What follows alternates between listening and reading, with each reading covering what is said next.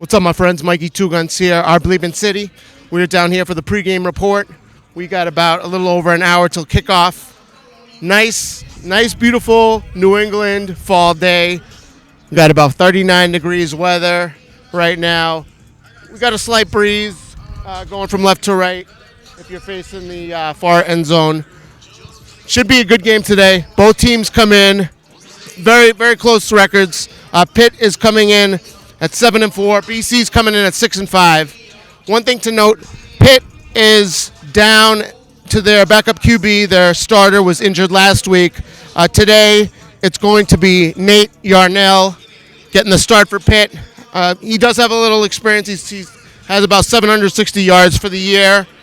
So it's not like he's coming in cold, and they've had time to prepare this week as their starter last week went down on a questionable tackle, according to Pitt coach Pat Narduzzi. For the BC side, there's a big game here. The difference between going to a 6-6 bowl compared to a 7-4 or 7-5 bowl is big.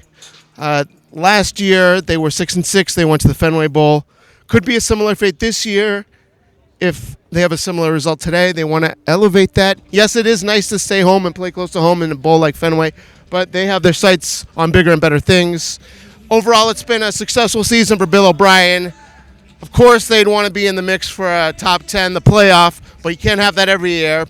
Bill is very pleased. It's his first year here at BC, so he's looking to really capitalize on just his first year of getting the players used to the new system. Another thing to note, QB Thomas Castellano, obviously, he got benched and decided to transfer. The backup, Grayson James, has looked fantastic.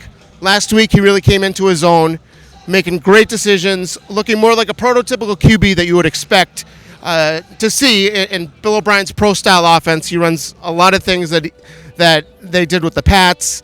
The two tight end system is huge for him, so look for that. Look for as well BC, as they've been doing this whole season, to just be ramming it up the middle. Kyle Robichaux or any of their they have a whole stack of backs that they can put up there. So look to BC to look for that strength. But as we saw last week, look for Grayson to air it out when he has to, or even when he's sneakily fast too. Look for him to make quick decisions and run if he sees nothing available, if he's dropping back to pass. It's about 39 degrees here. It's beautiful. We'll see the status of guys like Max Tucker and BC's other defensive back who was out last week. They've had a lot of guys step up in their absence. The defense looked great last week against UNC. As we saw, they really dominated that game. And unfortunately, Mac Brown was kind of the casualty of that last game. As we saw, he unfortunately got fired after that last game.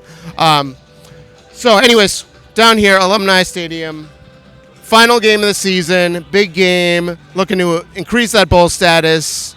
We'll check back with you guys at halftime. Go BC.